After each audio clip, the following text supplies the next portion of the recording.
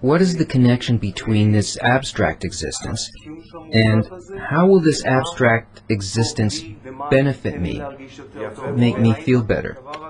Very nice. Does this abstract thing above even care? Well, I don't know what is just abstract or what abstract means. Let me give you an example from my life. I had friends in school. And now I still see them sometimes here. And we lived together, we had parties, we played, we had fun, like kids, young boys. And later on, one moved on to music, another to science, I went on to Kabbalah, and so on. And if we meet today, the life of each of us would seem very abstract to the other. That person lives in music, a world completely different than mine. He has other fulfillments, other concerns. Another person remained in the Kibbutz, a farmer. The third did something else. It all depends on the person's desire. There's nothing that is abstract or not abstract. It's only in relation to the desire. If my desire evolved to sensing life as science, wisdom, then that's fulfillment for me. There can't be any other. The other person evolved so that for him life is in making money. So he can't see any other thing that can fulfill him in a different way. For him, the entire world is more or less the stock market, bonds. He doesn't see any other way except through these spreadsheets. So, this isn't an issue. Each one seems abstract to the other, not understandable. And now that we're talking about the evolution of a greater vessel, then surely we're entering here into a state that's unclear to us. What does a Kabbalist live from? What does he or she get out of it? Can you explain to some dog or cat what a person's life is like, what fulfills them? They wouldn't understand anything. It understands eating, drinking, sleeping, surviving, home, offspring. That's what an animal can understand. But more than that, an animal can't comprehend, and you can't explain or understand life at a level that's not even within the boundaries of this world, in between two worlds. We and animals are quite close, very close to each other, but between two different worlds, it's impossible to explain the situation. But out of an example, you can realize that the desire evolves, and you don't understand how life can exist in the form of a cat. Try now to restrict yourself to the level of a cat. The sensation of life is called the sensation of fulfillment in the desires. If the desires already cross over to the level of the next world, to Asiya, Yetzirah, to Bariya, a person cannot sense fulfillment of a world lesser than him or her called life. For the person, it would be death, worse than a loss of our bestial life. In general, when we die, what is the life that vanishes from us? What vitality disappears from us? The vitality is almost non-existent. Suppose that you see a small insect, you kill it. Its sensations of life and death are very near to each other. How much of life did it have generally? What power or sensation did it lose? Almost nothing. There are also people like that, with undeveloped desires, for whom the difference between living or dying is almost not felt. Back then, in previous generations, it definitely was so. The more a person is developed, the more the person fills him or herself with livelihood, with life. And the difference between life and death becomes a larger volume. The person begins to see his or her life, and how many things they actually live from. I sense that if I lose all of this, a person begins to think, this is very difficult. How can it be possible? And when your life consists of several worlds, then to lose it, it's a terrible feeling, right? So, what would you say? We are abstract life or not abstract? What is an abstract life? For you, it's the sensation of a life of fulfillment at a higher level. You live at a level, say, like an average person in this world, and there are people who have a desire and a sensation of fulfillment 5 or 1,000,000 times greater than yours. For example, that's all. A little more. 5 million times more. So for that person, it is life. Life. And for you, you don't understand what it is for him or her. So you say that he or she's living a life that's abstract. But abstract is what you cannot understand in your vessels. But we're evolving. We have no choice. The desire to receive is growing, and it demands from us that we fill it. And so from generation to generation, we attain every moment a richer, more luscious life. And suffering pushes us. Desire pushes us to break through into the sensation of the spiritual life. The difference between them, between life at a spiritual level and our life, is that you attain an additional vessel called soul, where you feel, in contrast to your 5 senses, to your current sensation of life, eternity and wholeness.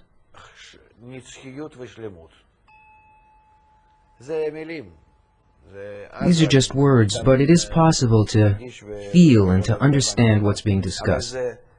It is an entirely different dimension. An entirely different dimension. And so it becomes unimportant for you if you're here with your 5 senses to feel this life in this world or not. You already attain another life, sort of. Another form.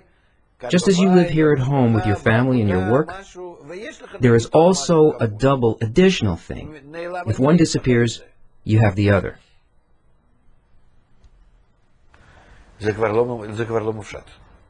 That's not abstract. It's very tangible. Especially since the vessel, meaning the sensation, the impression, the sensation of reality, the spiritual vessel, is 1 billion times more felt than the vessel of this world.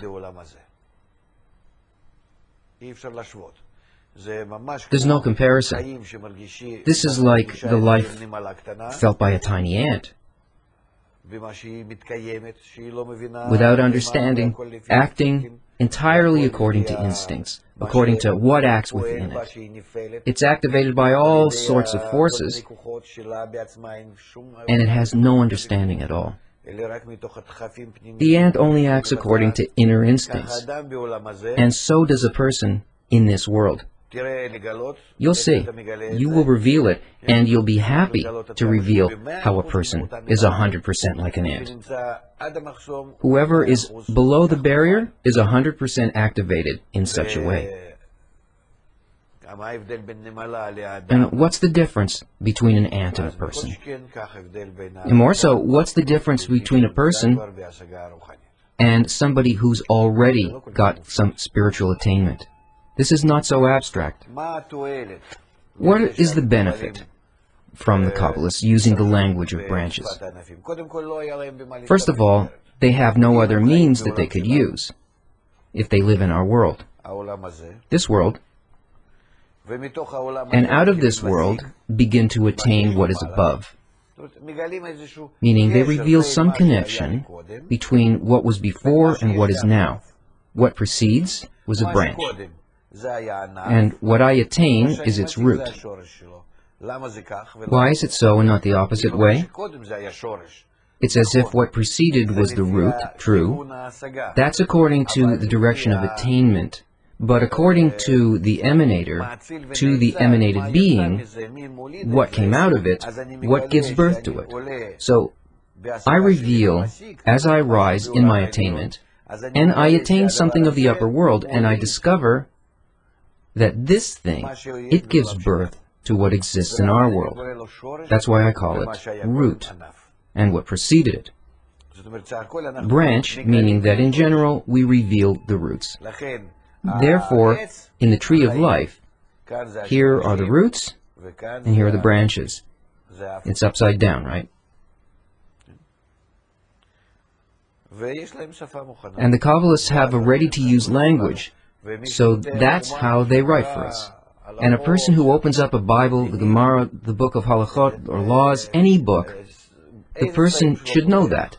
All these books are called holy books for a reason.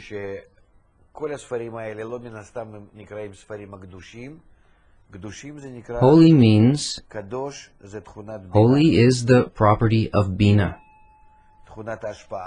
the property of bestowal, that a person acquires through his or her sense of Bina, and having sensed it, wrote about it in the language of branches. All of the languages in which the holy books are written are languages of branches. If we relate to all of these books in this way, we'll see that behind the stories,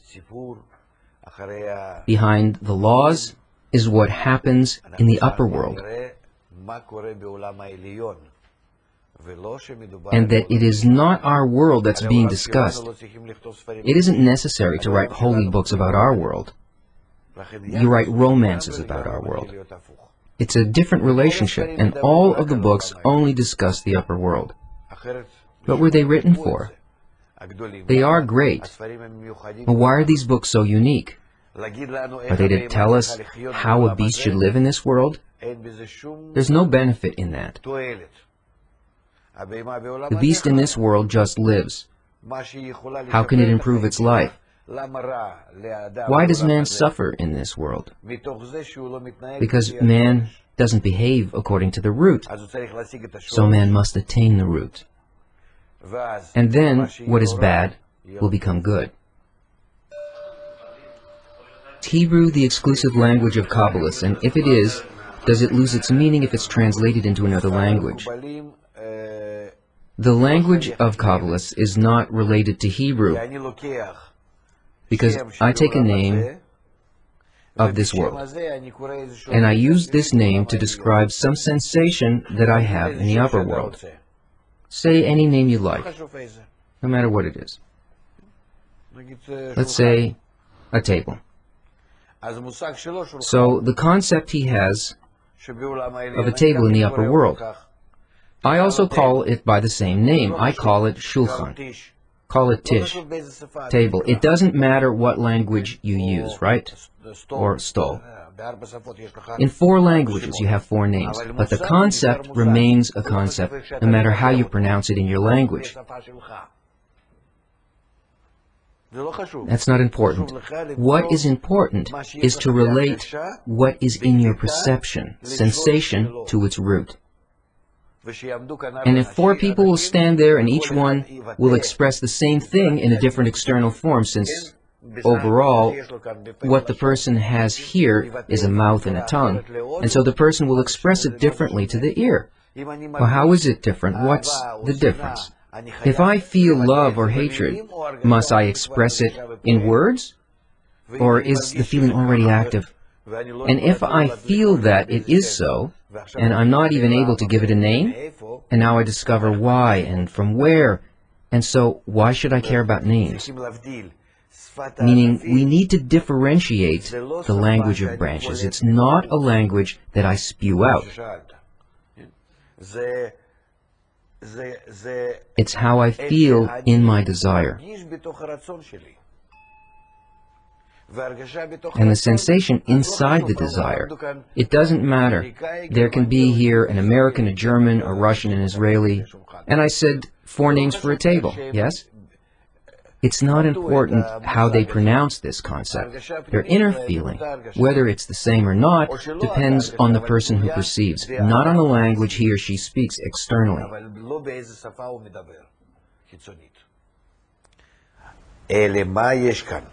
So what do we have here? If we want to exchange information between us, not my root, but let's say there are two people here, X and Y.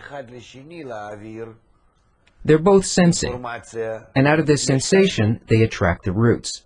And I, the X, want to relate to Y. Something out of my sensation. How do I do it? So if I live in this world, I relate it in our language, and not in the language of branches, right?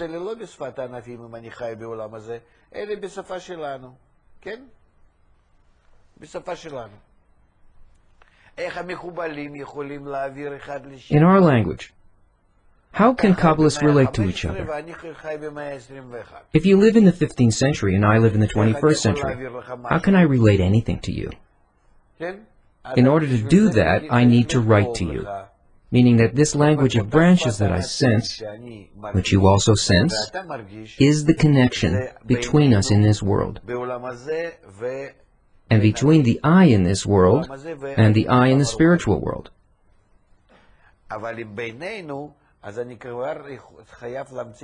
But between us, I must create a language, a sequence of written symbols, unique codes, so as to express it in a way that you will understand.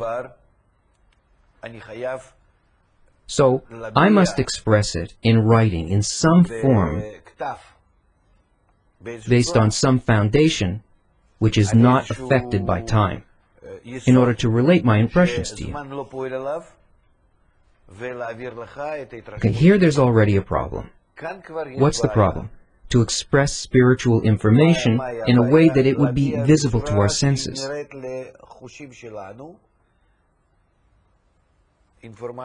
Here's where Hebrew is unique.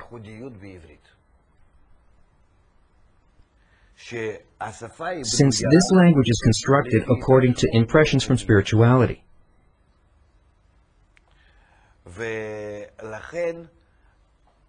And therefore, what did the Kabbalists do here? It originated from the first man who saw and sensed the spiritual root. And then he found what branch represented the root's form.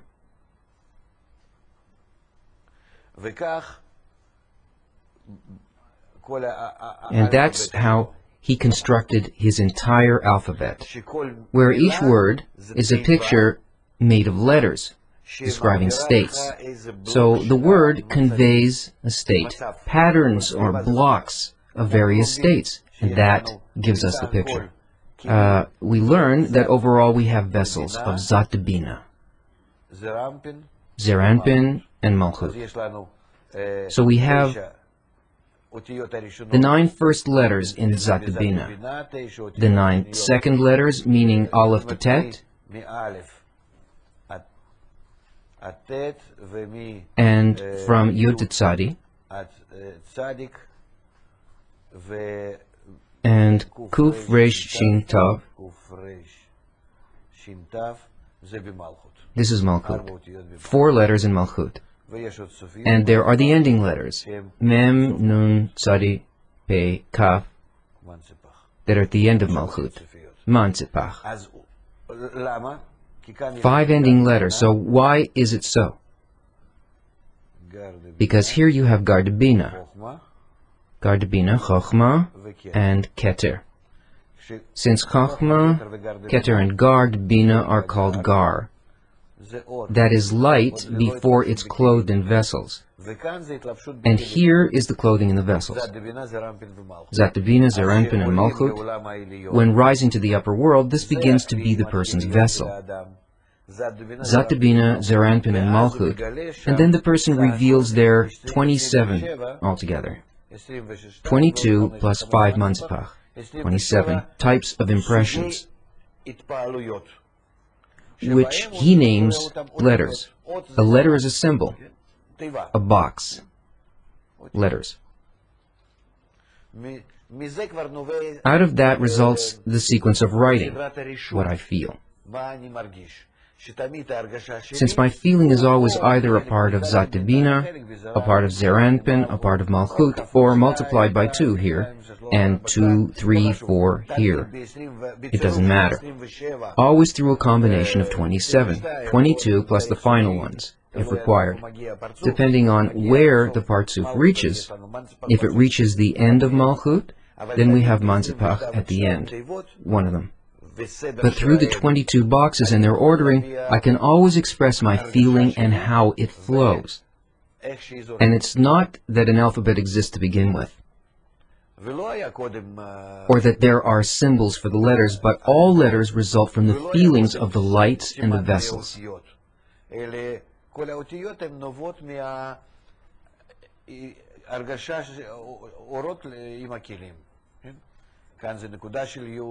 Here is the point of the Yod, its expansion. Here is the Dalet. Why is it a Dalet? Why is it an axis and 2 doors? And why is there this diagonal between, there's Chochmah, Bina, Zeranpin, and Malchut, and Zeranpin. Why is there this diagonal between Malchut and Bina, which is Tzimtzum Bet? In short, each and every box and each and every one of the letters constitutes a situation. It's like a hieroglyph.